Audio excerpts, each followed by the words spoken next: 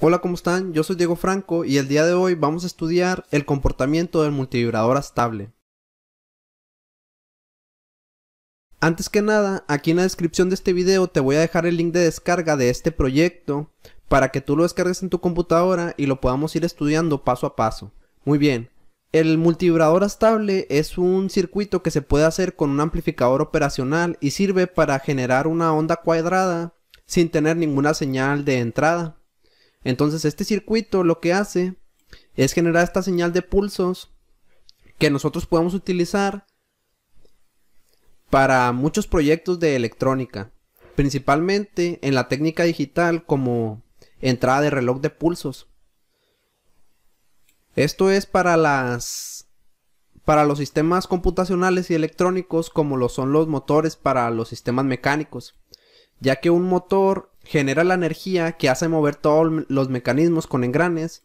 Así este sistema electrónico genera las señales de reloj que hacen funcionar a todos los circuitos con compuertas lógicas, procesadores, entre otros dispositivos. Entonces nosotros vamos a empezar a estudiar este sistema. Miren, este circuito tiene un principio que funciona de la siguiente manera. Como ustedes ven en el osciloscopio, yo tengo la señal que está emitiendo mi circuito. Y nosotros podemos ver que podemos variar la frecuencia de la señal digital cuadrada que estamos emitiendo. Eso mediante variar esta resistencia. Nosotros vamos a ver más adelante que la forma en que varía la frecuencia de salida depende de una ecuación en particular que también vamos a estudiar. Entonces, vamos a analizar un poco el circuito. Miren, el circuito es este que tenemos aquí en la figura y se le conoce como multivibrador estable. En esta parte tenemos lo que es el circuito acondicionador. Como nosotros vemos, vamos a utilizar nuestro circuito multiusos que es el 741. Es un amplificador operacional. La idea es utilizar este circuito para generar un sistema de vibración o multivibración que empieza a generar esa señal cuadrada y que yo pueda controlar la frecuencia variando esta resistencia. Ahora, ¿cuál es el principio de funcionamiento? Bueno, el principio de funcionamiento es el siguiente. Miren, como nosotros vemos, tenemos la señal de salida, que es esta parte de aquí que está ubicada con el número 6. Esta señal de salida al inicio del sistema está ya sea en su máximo positivo o negativo. Bueno, esa tensión de salida se retroalimenta a través de la resistencia 2 y genera una división de potencial con esta resistencia 1 hasta que llega a tierra. Entonces ahí hay un flujo de corriente. Bueno, ese divisor de potencial va a generar un voltaje que podemos llamar voltaje más, porque se va a estar alimentando aquí a esta entrada del amplificador. Entonces ahí hay un voltaje que se determina por este divisor. Supongamos que el voltaje es el máximo positivo, o sea 12 volts. Entonces ahí se hace el cálculo y vemos que obtenemos casi una tercera parte de ese voltaje por estas resistencias de aquí. Digamos casi 4 volts aquí en esta entrada. Bueno, eso lo que hace es que la salida empieza a enviar voltaje positivo también a través de este otro lazo de retroalimentación en el que tenemos una resistencia. Esta resistencia variable lo que permite controlar es el flujo de corriente que fluye a través de este lazo. Como nosotros vemos, tenemos una resistencia serie y aquí va a haber un flujo de corriente.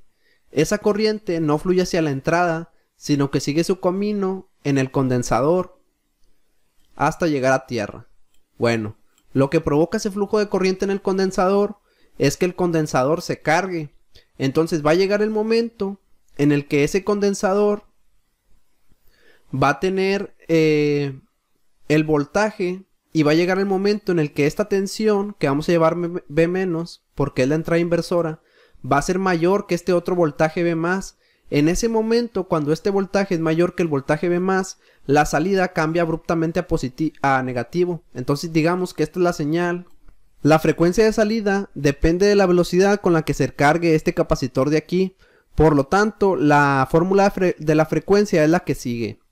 Es el inverso de los tiempos de carga y descarga sumados. Entonces, la fórmula con la que nosotros podemos encontrar la frecuencia que va a emitir este circuito es el inverso de 2 veces la resistencia de salida, que sería esta de aquí, multiplicado por el valor del condensador. El valor del condensador sería C1, en este caso es de 0.1 microfaradios, multiplicado por el logaritmo natural de 1 más 2R1 entre R2.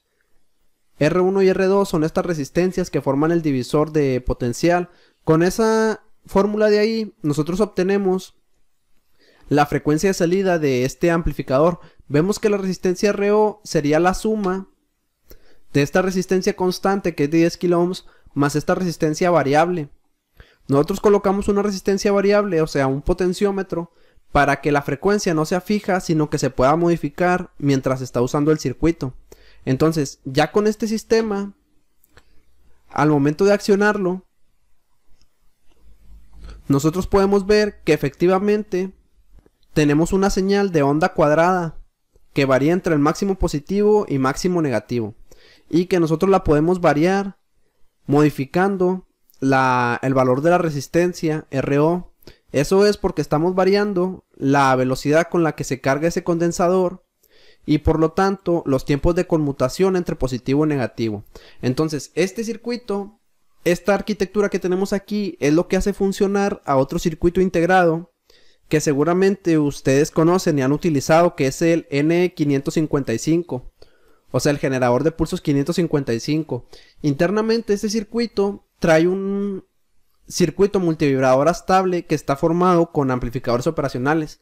Adicionalmente tiene otras etapas electrónicas, que son una etapa de potencia, un trigger y otros módulos, pero el corazón es un amplificador operacional configurado como multivibrador estable.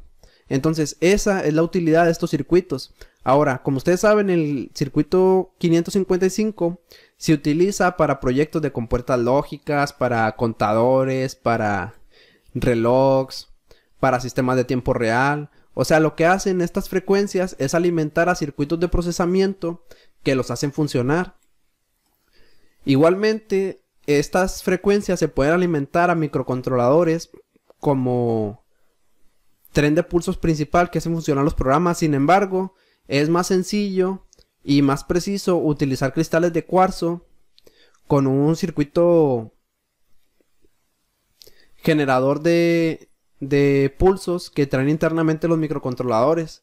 Entonces, pues ya no se utiliza tanto para esos fines. Sin embargo, este es el principio por el que estos circuitos de tren de pulso fueron muy utilizados anteriormente y que se desarrollaron a base de la técnica analógica. Entonces, nosotros vamos a dejar hasta aquí este video y vamos a continuar próximamente en una próxima ocasión.